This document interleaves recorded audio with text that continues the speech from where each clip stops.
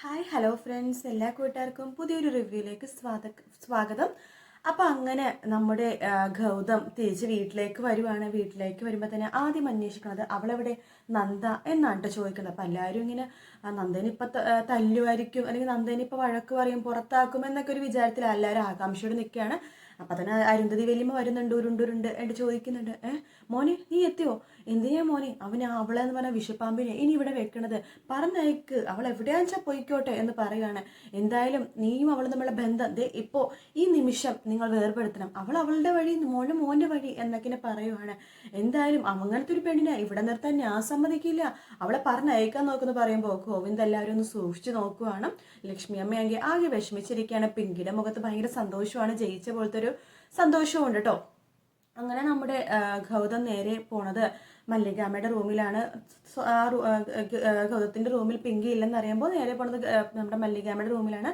അവിടെ പോയി കഥകിൽ മുട്ടുന്നുണ്ട്. ആ സമയത്ത് അതിനു മുമ്പ് തന്നെ നമ്മുടെ നന്ദ പറയുന്നുണ്ട്, നോക്കിക്കോ ഏതാണ് നിമിഷത്തിനുള്ളിൽ എന്നെ അന്വേഷിച്ച് ഇവിടെ വരും നമ്മുടെ IPS എന്ന് പറയുകയാണ്. അങ്ങനെ പറഞ്ഞുകൊണ്ടിരിക്കെ തന്നെ നമ്മുടെ ഗൗതം വാതിലിൽ മുട്ടുമ്പോൾ നമ്മുടെ മല്ലികാമ്മ വാതിൽ തുറക്കുന്നുണ്ട്. അവളെവിടെ എന്ന് ചോദിക്കുകയാണ് നന്ദ. അത് ഇവിടെ പിണങ്ങിയിരിക്കുന്നുണ്ടെന്ന് പറയുമ്പോൾ നന്ദേ നീ എന്താ ഇങ്ങനെ വാ റൂമിലേക്ക് വാന്ന് പറയുമ്പോൾ ഞാനൊന്നും വരത്തില്ല, എന്തിനാ എന്നെ റൂമിലേക്ക് വിളിക്കണത്? എനിക്ക് വരേണ്ട ഒരു ആവശ്യമില്ല, എന്നെ തെറ്റിദ്ധരിച്ച ആൾക്കാരുടെ കൂടെ നിൽക്കേണ്ട ഒരു ആവശ്യം എനിക്കില്ല. എന്നെ വിശ്വസിക്കുന്ന ആൾക്കാരുടെ കൂടെ ഞാൻ നിൽക്കുള്ളൂ. ഈ വീട്ടിൽ ഇപ്പം എന്നെ വിശ്വസിക്കുന്നത് എൻ്റെ മല്ലികാമ്മ മാത്രമാണ്. ലക്ഷ്മിയമ്മ പോലും എന്നെ വിശ്വസിച്ചില്ല, എന്നെ അവിശ്വസിച്ചില്ലേ, അതുകൊണ്ട് ഞാൻ ആരോടും മിണ്ടത്തില്ല, ഞാൻ ഇവിടെ തന്നെ നിൽക്കുള്ളൂ എന്ന് പറഞ്ഞിട്ട് കിടന്നുറങ്ങണ പോലെയൊക്കെ കാണിക്കും കേട്ടോ.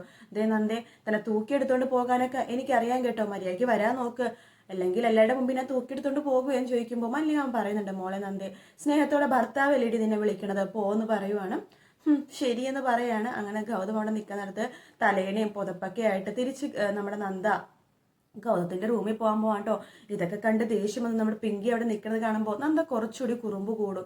നന്ദ ഇങ്ങനെ, എൻ്റെ ഭർത്താവിന് ഞാനില്ലാതെ പറ്റുന്നില്ല, അദ്ദേഹത്തിന് രാത്രി ഞാൻ കൂടെ തന്നെ വേണോന്നാണ് ഇപ്പോൾ എന്നൊക്കെ പറഞ്ഞിട്ട് വീമ്പൊക്കെ മുളക്കി നമ്മുടെ പിങ്കീനെ മനഃപൂർവ്വം കേൾക്കാൻ വേണ്ടി അങ്ങനെ പറഞ്ഞതിന് ശേഷം വീണ്ടും നമ്മുടെ ഗൗതത്തിന്റെ റൂമിലേക്ക് പോകുന്ന ഒരു കാഴ്ചയാണ് ഇന്നത്തെ എപ്പിസോഡിൽ കാണാൻ പോകുന്നത്.